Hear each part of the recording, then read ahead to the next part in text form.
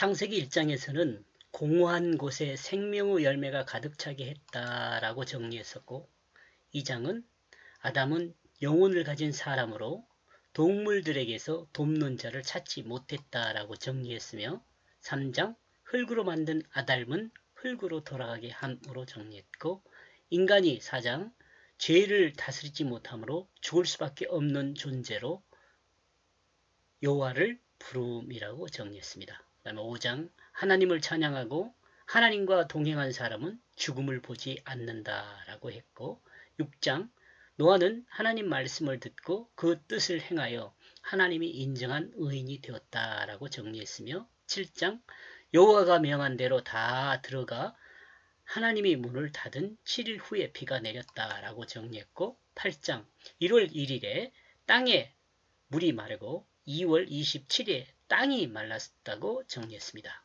그리고 9장 하나님의 축복은 생명체가 하나님의 영원한 언약을 기억하게 한 것이었습니다. 10장 합의된 규범 안에서 성숙하면 큰 성읍을 이룬다고 정리했습니다. 11장 언어는 혼잡하게 되고 산 사람, 여기 살아있는 사람이 아니고 산 사람, 그 나무들이 자라는 그 산 사람은 친구에게 죽임을 당한다라고 정리했고, 아브라함이 거주지는 가나안에서 아내는 아브라함의 거주지는 가나안이며 아내는 사라다라고 12장에서 정리했습니다. 이제 13장 보시겠습니다. 13장 1절 그리고 그 아브라함이 애굽으로부터 올라가고 있다. 그와 그 아내와 모든 소유와 롯과 함께 그 네겝으로. 아브라함은 베델과 아이 사이 마무리 상수리 숲을에 단을 쌓고 하나님께 제사를 드렸습니다. 아브라함은 그 땅에 기근이 심하여 남방으로 내려갔습니다.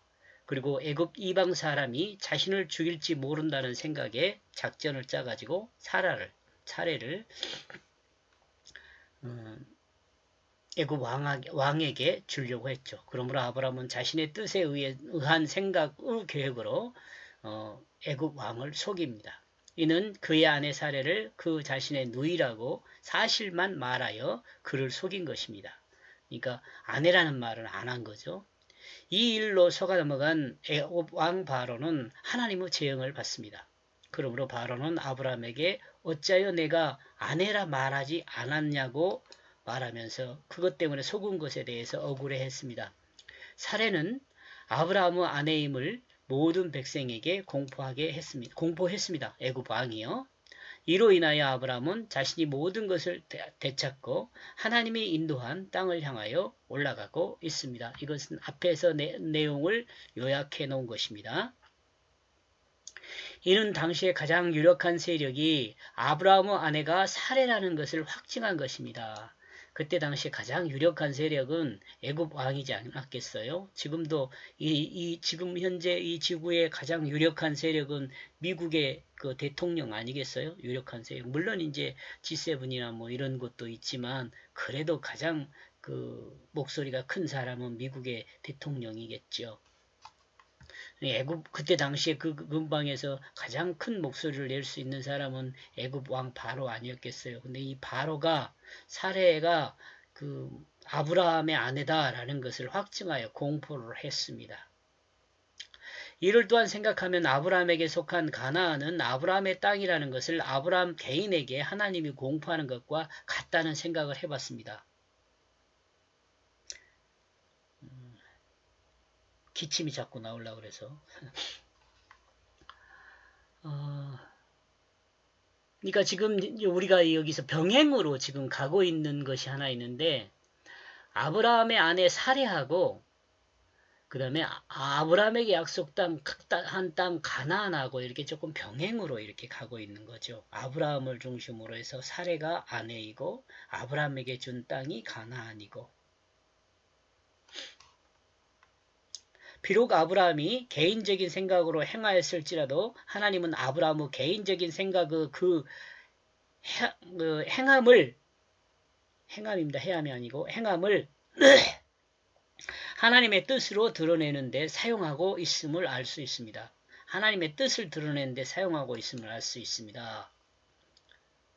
그러니까 사례가 아브라함의 아내인 것을 공포하면서 또한 하나님은 그것을 통해서 가나안도 아브라함의 땅이라는 것을 공포를 하는 것과 같다는 의미로 그렇게 병행하고 가고 있는 걸로 저는 생각했다는 거죠.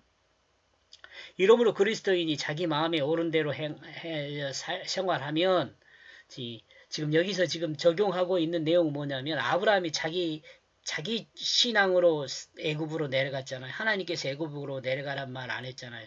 가나안에 기근이 드니까 그 기근을 피해서 내려갔어요. 이 가나안만 기근이 든 게 아니고 사례도 자녀를 출산하지 못하잖아요. 불임 때문에. 이런 것이 이제 병행으로 가고 있다는 거죠. 그리고 사례가 지금 그 애굽 왕의 여자가 될 뻔했는데 그렇게는 되지 않고 하나님이 간섭하셔서 다시 아브라함의 아내로 회복을 하잖아요. 또 지금 아브라함이 만약 자신의 생각대로 애굽에서 정착해 살아버렸다면 가나안은 어떻게 되겠어요? 하나님이 약속해서 아브라함에 주기로 했는데 그 땅을 아브라함이 살지 않으면 그러니까 그것을 다시 되찾게 해주잖아요. 다시 올라가잖아요. 이런 것들을 같이 한번 생각해 보는 거죠. 그러니까 아브라함이 이렇게 자기 마음에 옳은 대로 신앙생활 하는데 이와 같은 이것에 대해서 하나님이 그 모든 삶을 정리하신다는 생각을 하면 오해다라고 말하는 것은 우리 그리스도인들이 살아가면서 자기 마음대로 살았어요. 근데 뭔 일이 잘 돼요. 근데 나중에 보니까 그 일이 자기 마음대로 행한 것이 잘못된 일이었어요. 그런데 그 일에 대해서 하나님께서 다시 잘 정리를 해 주셨어요. 이렇게 되면 사람들이 그렇게 생각할 거 아니에요. 아, 내 마음대로 해도 하나님께서 다 질서를 잡아서 회복시켜 주는구나 이렇게 생각할 수 있잖아요. 근데 그것은 지금 오해다라고 말하는 거예요. 오해다. 잘못 생각한 거다. 왜냐 그러면 하나님은 하나님의 사람으로 하나님 앞에 있을 때 하나님은 그를 하나님의 역사로 사용하시는 것임을 잊지 말아야 한다 이거죠. 잘못된 길에 가면 사람이 다시 하나님이 간섭하면 하나님의 음성을 잘 들을 수 있을 것 같죠. 근데 그렇게 안 들려요. 오해하기 시작해요. 하나님의 뜻을 벗어나서 살기 시작하면 점점 하나님의 음성이 안 들려요. 하나님의 간섭하는 것을 느낄 수가 없어요. 아무리 성경 말씀을 읽어도 그 말씀이 내 잘못을 지적하고 있는데도 그 잘못된 지적에 대해서는 세미한 소리로도 안 들려요. 그래서 더 멀리 가버려요. 아브라함 같은 경우는 지금 하나님의 간섭하심을 들었기 때문에 지금 자신의 삶을 하나님께서 수정해 주시는 것을 자신의 삶에 적용하고 살잖아요.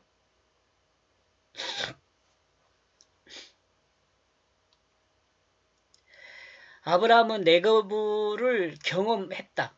무슨 말이죠? 무슨 말이냐면 이 네게브란 말이 바싹 마르다라는 말이에요. 하란이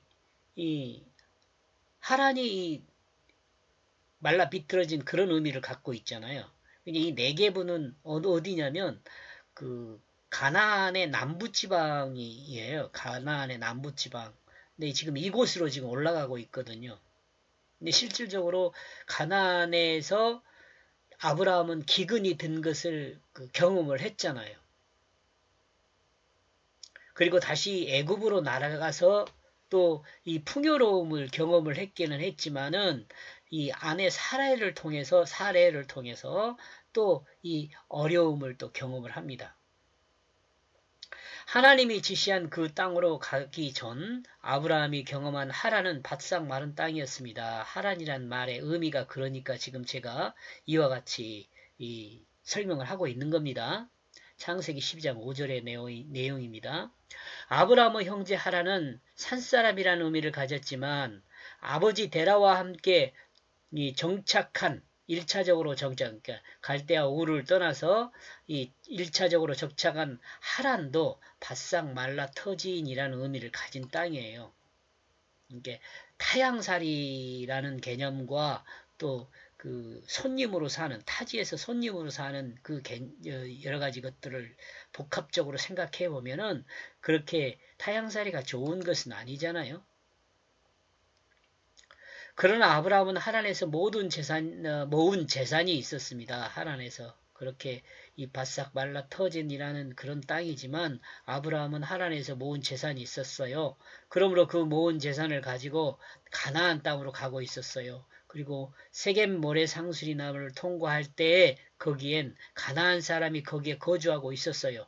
세겜 모래 상수리 나무 그 주변에는 가나안 사람이 살고 있었어요.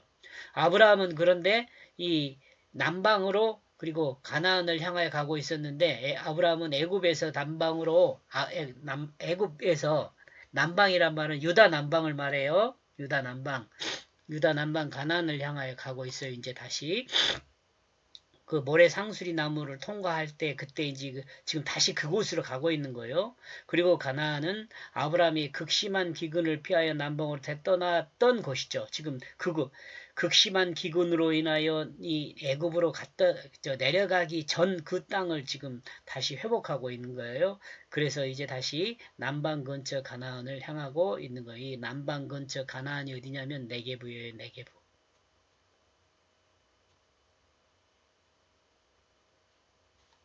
아브라함의 사례는 불임입니다. 아브라함은 하나님의 인도를 따라 가나안으로 갔는데 가나안엔 극심한 기근이 있었습니다. 다시 반복하는 내용이네요. 그러므로 아브라함은 남방 애굽으로 갔습니다. 그리고 아브라함은 애굽에서 아내 사례를 넘겨주고 자신의 생명을 보존하려 했습니다. 그러나 하나님은 아브라함의 생명도 보존하고 아내 사례도 보호하여 다시 아브라함의 아내로 회복하게 했습니다. 그리고 아브라함은 모든 것을 회복하여 다시 하나님이 아브라함에게 준 그 가나안 땅을 향하여 가고 있습니다. 우리는 이 본문의 내용을 보면서 가나안과 사레입니다. 여기. 왜냐하면은 여기가 왜 사라가 아니고 사레냐면 이름이 바뀌어요. 나중에 그 이삭을 드린 후에 사레가 아니라 사라로 바뀌어요. 근데 지금 여기 그거 생각 안 하고 그냥 이렇게 기록한 것 같아요. 의미를 전달하는 면에서 많이 닮아 있다는 생각을 해봅니다. 이게 지금 가나안과 사례가 많이 닮아 있다. 그래서 앞에서 제가 이 닮아 있다는 표현을 병행구라라고 생각을 하면서 여러분과 지금 나누고 있는 거죠. 그리고 2절 그리고 아브라함은 여기 아브라함도 마찬가지예요. 아브라함 그러면은 나중에 이름이 바뀔 때 아브라함이고 여기는 아브라함입니다. 아직요. 매우 부유하다. 그 육축과 그 은과 그 금이 가난하지 않아요. 부자예요. 아브라함은 그냥 부유한 것이 아니라 매우 부유하다고 표현을 하고 있습니다. 구체적으로 육축과 은과 금이 매우 부유하다. 아브라함은 하나님의 인도를 벗어나 애굽으로 갔지만 하나님은 아브라함을 매우 부유하게 만들어 회복하였습니다.